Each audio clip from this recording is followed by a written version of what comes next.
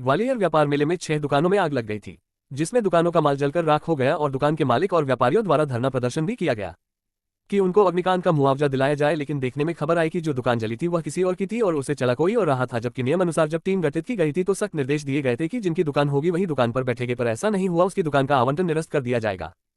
संभागीय आयुक्त ने अपने आदेश में लिखकर मेला सचिव को दिया था। मेले की सभी दुकानों का फिजिकल वेरिफिकेशन करेंगे। फिजिकल वेरिफिकेशन होना जरूरी है। दुकानें ब्लैक करने वाले व्यापारी होंगे ब्लैकलिस्टेड। मेले में दुकानों का सर्वे प्राधिकरण द्वारा किया जाएगा। दुकानदारों को खुलकर बताना पड़ेगा कि उन्होंने दुकान को ब्लैक में लिया है। इसके साथ ही शपथ पत्र भी देना होगा। कब्जेधारी व्यापारी के नाम पर ही दुकान आवंटित कर दी जाएगी। हालांकि उससे भी कुछ पेनल्टी प्राधिकरण वसूलेगा। वहीं दुकान को ब्लैक करने वाले व्यापारी को। मेरा नाम मुनीश कुमार गौड़ है। अच्छा, मेले में आपकी दुकान लगी है, किस नाम से दुकान है? जी, जय माँ काली के नाम से गौड़। तो क्या अभी आप जैसे क्या प्रॉब्लम है आपको और आपने किस तरह मीडिया की सहायता?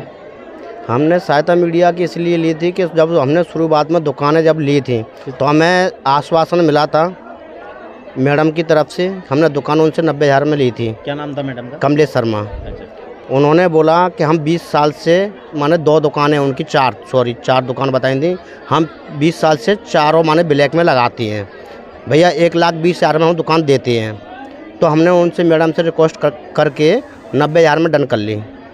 उसके बाद में मैडम ने बोला भैया ये आपको 90,000 में डन है, हमें पेमेंट महीने के महीने जो भी है निकालते रहना। हमने जैसे बोला कि पेमेंट आपको निकलेगा, जैसे हमारी दुकान चालू हो जाएगी तो हम आपको देते रहेंगे। उसके बाद में उन्होंने अपना मुनीम बैठाया था। क्या नाम था मुनीम का? मुनीम का नाम था अपने राजीव। पूरा नाम? राजीव राठौर।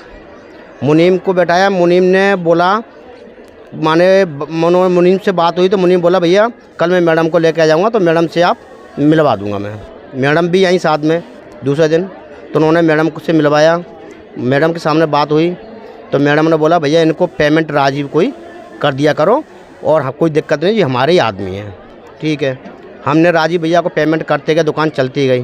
कितना पेमेंट कर दिया था? पेमेंट हमने करीबन तो राजीव भैया को अपने 40-45 के समथिंग पहुंच गए राजीव भैया। हाँ नहीं सॉरी मैडम पे पहुंच गए 45,000 के समथिंग राजीव से।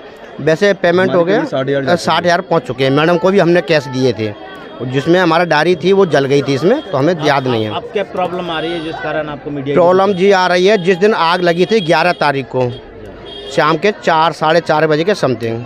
दूसरे दिन 12 तारीख को मेला कमेटी सब लोग आए थे। उन्होंने हमें आश्वासन दिया था भैया हम आप लोगों की सहायता करेंगे, जो मेला से जो फंड मिलेगा जो भी मिलेगा वो हम आपको करवाएंगे। तो उन्होंने धरना भी धर रखा था वहाँ पे। धरना रखने के बाद में फिर उस दिन से आज तक कोई भी मेला प्रभारी हमारे यहाँ नहीं आया है कि भैया आपकी दुकान जल गई है तो आपका क्या नुकसान हुआ है क्या नहीं हुआ है, और कुछ भी नहीं। फिर हम आवेदन लेकर सचिव साहब के पास गए। सचिव साहब ने हमारी बहुत बड़ी इंसल्ट की थी ऑफिस में, हमें बहुत उल्टा सीधा भी बोला था शुरुआत में। सचिव साहब बोले कि आपने दुकान ब्लैक में ली है और आपने जो लेने वाला भी गुनहगार है और देने वाला भी गुनहगार है, हम दोनों को जेल में भेजेंगे। और वैसे भाषा का थोड़ा दुरुपयोग किया था उन्होंने, तो हमें अच्छा भी नहीं लगा वहाँ पे। हम ऑफिस से आगे क्यों, हमें पहली दफ़े मेला लगाया था ग्वालियर में। अब हमारे साथ जो हम व्यापारी लोग जैसे मैंने मेला लगाने के लिए आए हैं, हमारी मेला में कोई भी व्यक्ति हमारे दर्द को कोई सुन नहीं रहा है।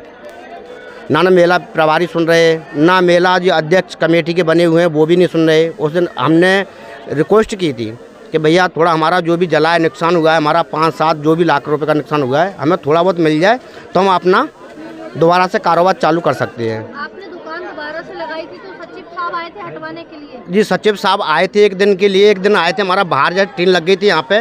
टीन लगने के बाद हमारे 2 तकड़ डले थे, जो भी हमने बगल पड़ोसी से दुकान से कपड़े लिए थे। तो सचिव साहब आए थे, बाकी जो मेला कमेटी के लोग आए थे, उन्होंने बोला कि आप यहाँ से तकड़ हटा लो, जिसकी दुकान है वही यहाँ लगाएगा, आप नहीं लगाओगे। अभी सुनने में आया कि आपके नाम किसी ने FIR भी करा रखी है? जी, FIR करने के लिए कमलेश शर्मा मैडम गई दुकान वाली।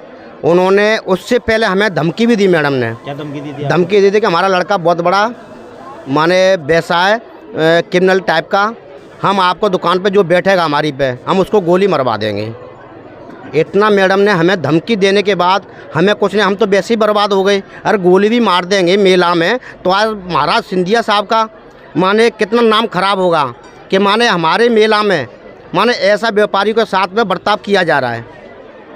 तो इसीलिए मैं सब लोगों से मैंने कहना चाहता हूँ कि हमारी जितनी अगर सहायता हो उतनी करें, और हम यही कहना चाहते हैं मीडिया वालों से। कितने व्यापारी होंगे जिनकी दुकानें हैं ब्लैक में? ब्लैक में दुकान है मैडम, देखो हमें इतना तो नहीं पता, बस दुकानें सुनने में आ रहा है बहुत सी ज़्यादा। मैंने ये आग लगी उसके बाद में कि इनकी दुकानें, बहुत सारी दुकानें ब्लैक में उठी हैं, बहुत सारी। वो भी कोई माने दो जिसकी दुकानें उठी हैं, जो माने किसी ने ब्लैक में ली है, मगर दुकान पे जो भी हमने जिस कमलेश शर्मा से दुकान ली है ना, वो भी दुकान नहीं लगाती हैं। वो भी 20 साल से दुकानें ब्लैक में ही देती आ रही हैं। इसी तरीके से और भी दुकानें। जी, ऐसी ये हैं तो और भी होंगी मार्केट में। ठीक।